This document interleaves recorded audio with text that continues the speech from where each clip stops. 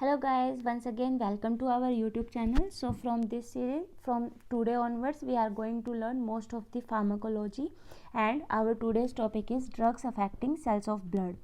Drugs affecting cells of blood. So in this we are study about hematinics and growth factors.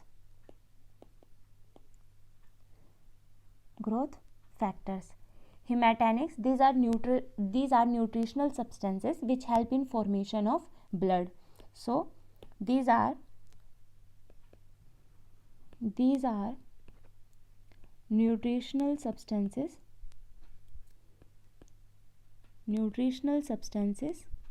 which help in formation of blood, and these were iron, folic acid and B12, vitamin B12.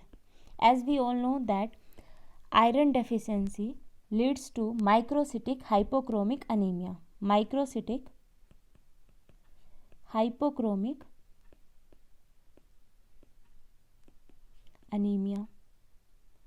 And folic acid and B12 deficiency leads to megaloblastic anemia.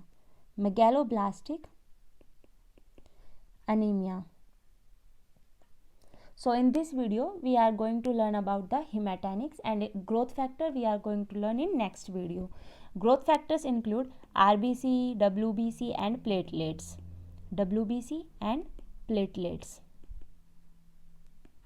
So now start with iron deficiency anemia. Iron deficiency anemia.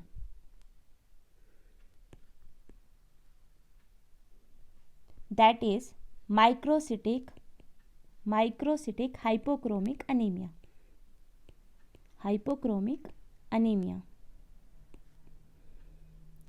So iron deficiency anemia, that is microcytic hypochromic anemia. So here, what are the causes of iron deficiency anemia? So there are three causes of iron deficiency anemia. First one is that there is nutritional deficiency means the person is not taking adequate amount of iron in diet. So nutritional deficiency. And second one is that maybe there is blood loss. So blood loss, example menstruation.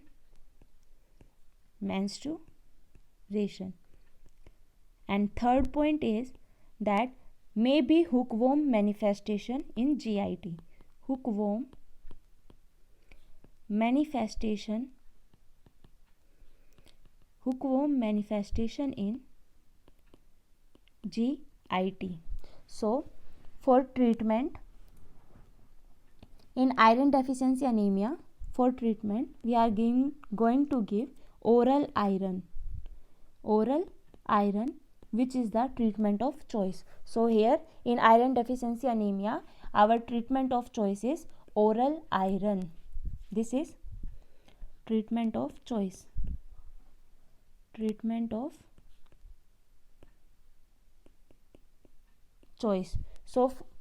So if for children if iron drops are available, this should be given deep in mouth, or else they can cause skin pigmentation. So here I am going to write that for children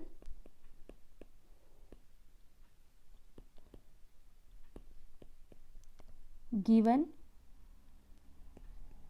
deep in mouth,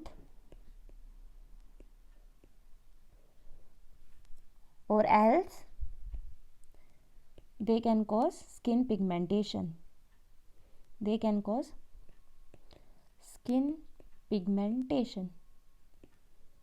So if oral iron is available for children, then we should give deep in mouth, else they can lead to skin pigmentation. So this all is about oral iron. Now we are going, after giving treatment, how should we know that there is improvement in case or not? So for that after giving treatment,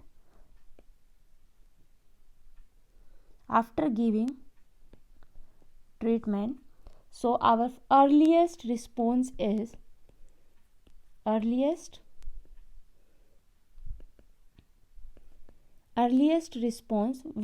we see is reticulocytosis. So earliest response which we see is reticulocytosis. After, if hemoglobin is improving by 0.5 gram per deciliter per week, means weekly it is increasing by 0.5 gram per deciliter, that means there is adequate response.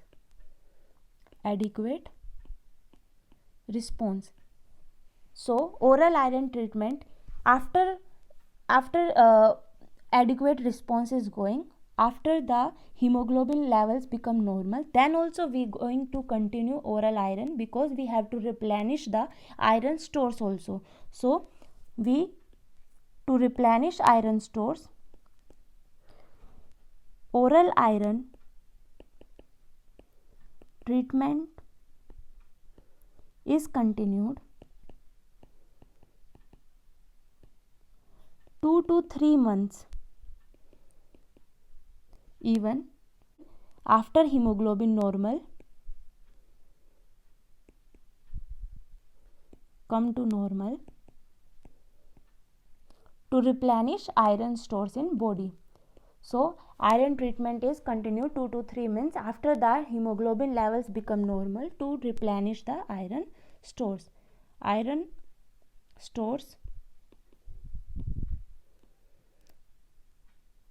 To replenish iron stores in body. So this is all about oral iron, that oral iron therapy is the treatment of choice in iron deficiency anemia. For children, we should give deep in mouth, or else they can cause skin pigmentation. After giving treatment, earliest response which we see was reticulocytosis. Hemoglobin level increases 0.5 gram per deciliter per weekly. If it is increasing like in this way, then there is adequate response. Or iron treatment is continued after the hemoglobin level becomes normal 2 to 3 months, because we have to replenish the iron stores also. Now our next is injectable iron.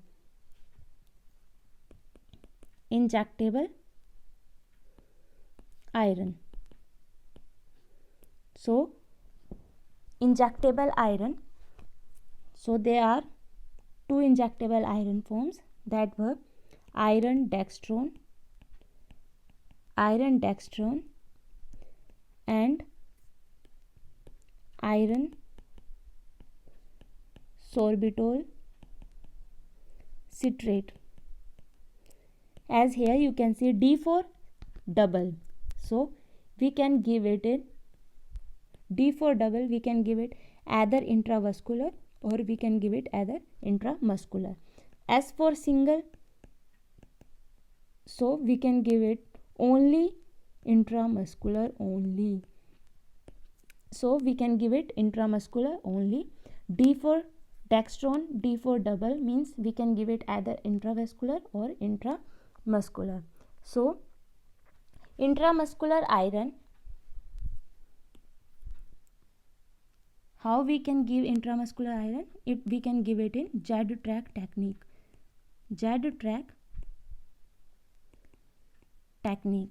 We can give it a Z-track technique. In Z-track technique, what do we mean by Z-track technique? In this, we can stretch the skin on one side, then we inject iron horizontally. So iron distributed in zigzag manner. So here, like we stretch skin from this side and then we inject. So the pattern will look like this.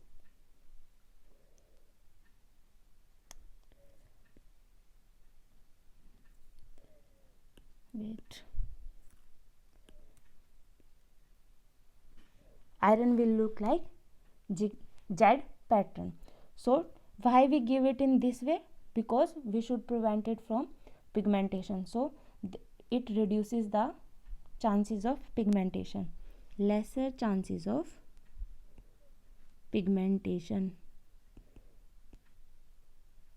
So to prevent pigmentation, we can give in Z-track technique. After this, what are the indication of injectable iron? Now, how can we know that we should give it injection or by oral therapy? So indication of injectable iron were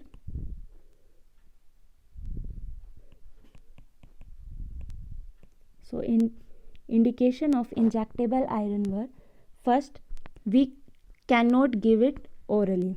So oral iron cannot given. Why we cannot give oral iron? Because there is malabsorption, or there is GI symptoms. And second is, we should give injectable iron with erythropoietin. So given with erythropoietin, because erythropoietin will stimulate the RBC formation and it will unmask any iron deficiency. So what is the dose in which we can give injectable iron? So here dose is 4.3 into hemoglobin deficient, whatever amount of hemoglobin is deficient there. So the unit is gram per deciliter into body weight, and body weight is in kg. This is the unit. So in this way we can give injectable iron.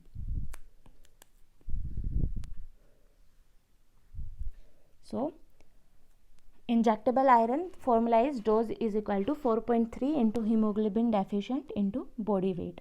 After this, we are study about megaloblastic anemia. In megaloblastic anemia, as megaloblastic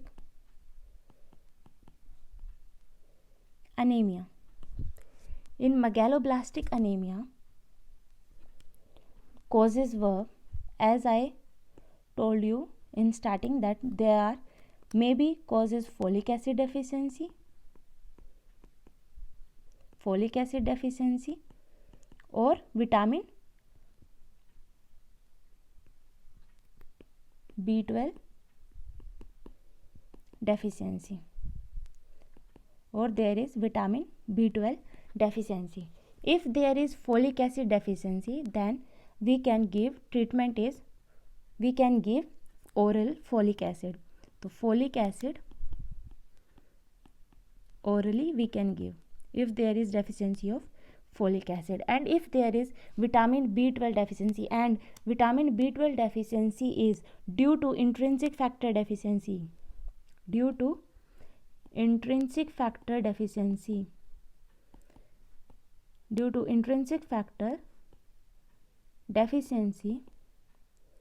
then we can give injectable vitamin B12.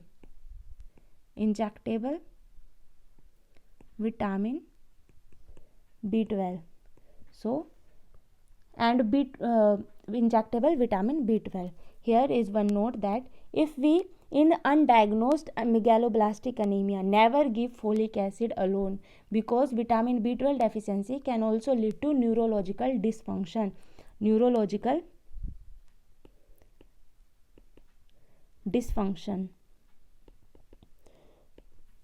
So now here I am going to write down that in undiagnosed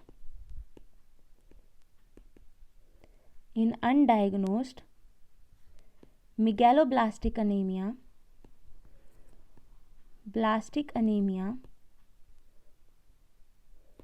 never give folic acid alone. Why? Normally what is happened that folic acid stimulates RBC production,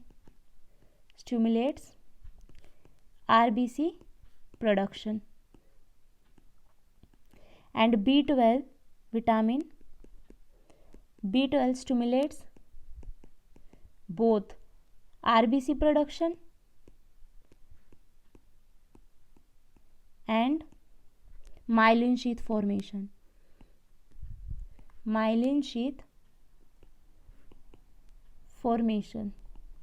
As we know that folic acid deficiency, if folic acid normally stimulate RBC production and vitamin B12 stimulate both RBC production and myelin sheath formation. So if a person has megaloblastic anemia, means whether there is folic acid deficiency or there is vitamin B12 deficiency, and we don't know the cause, that whatever deficiency, which deficiency is there, folic acid or vitamin B12, and we start giving folic acid, then his blood picture will improve, means RBC production will increase, because both stimulate RBC production, but his symptoms will improve initially, but due to B12 deficiency, myelin sheath formation won't take place, so his neurological symptoms will get worse. So neurological symptoms,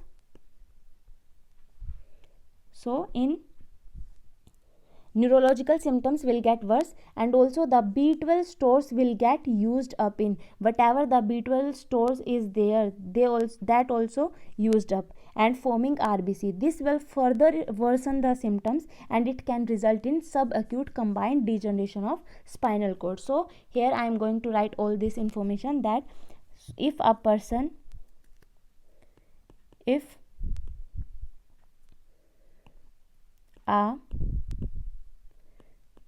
has megaloblastic anemia,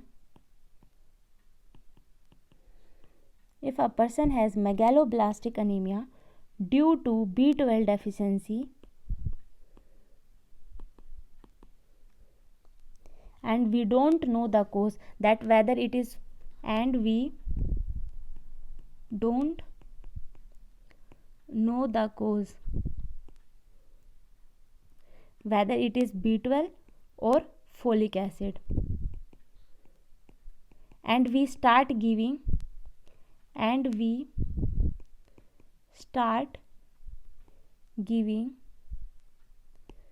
folic acid, then initially symptoms will improve,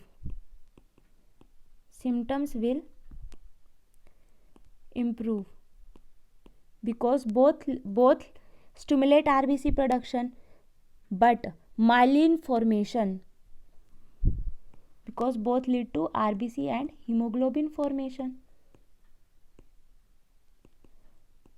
but myelin formation not take place,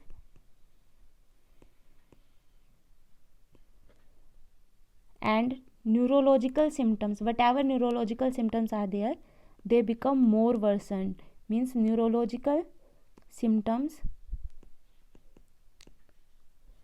will get worse, and whatever the B12 stores is there, and also B12 stores will get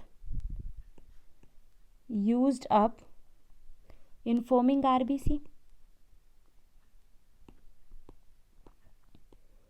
and more worsen the neurological symptoms, and further worsen neurological symptoms,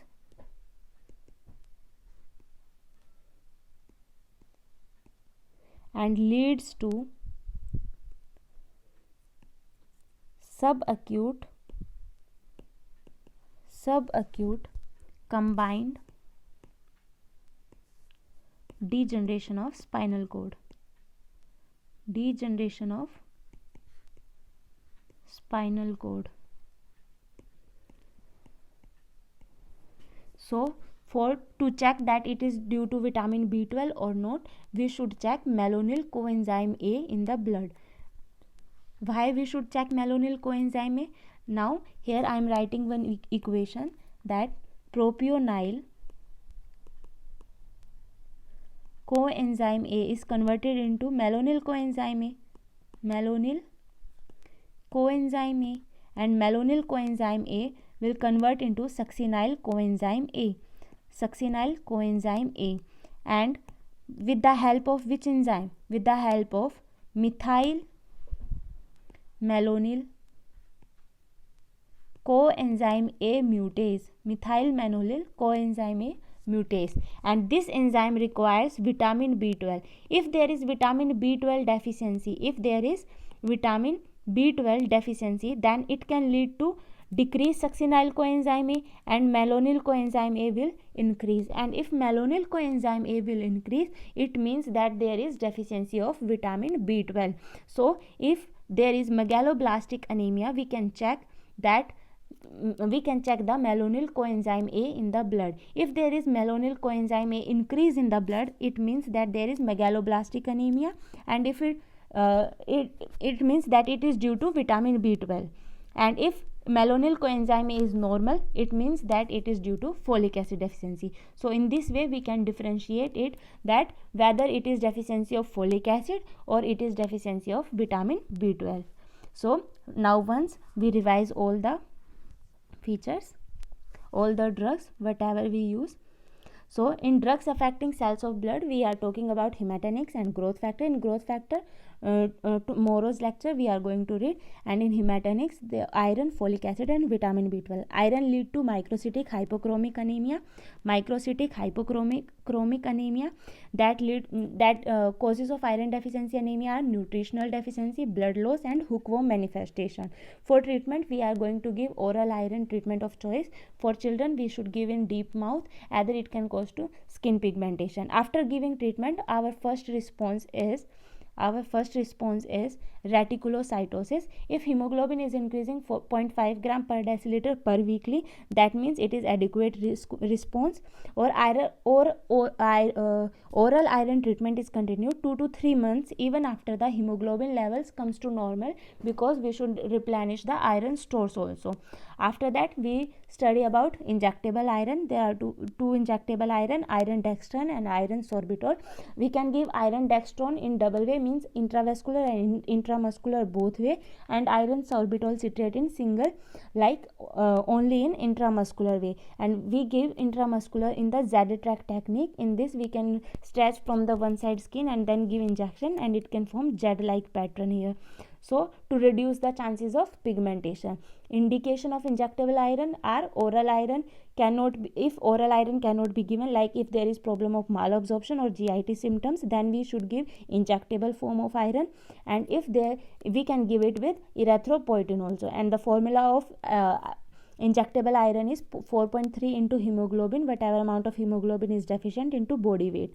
After that, we study megaloblastic anemia, and megaloblastic anemia is due to folic acid deficiency or vitamin B12 deficiency. In folic acid deficiency, the treatment is folic acid orally. We can give oral folic acid. If vitamin B12 deficiency is due to intrinsic factor deficiency, then we can give injectable vitamin B12, because vitamin B12 deficiency can lead to neurological dysfunctions also. In undiagnosed megaloblastic anemia, we never use folic acid alone to differentiate that it is due to folic acid or vitamin B12. We are going to check malonyl coenzyme A in the blood, because malonyl coenzyme A increase when there is deficiency of vitamin B12.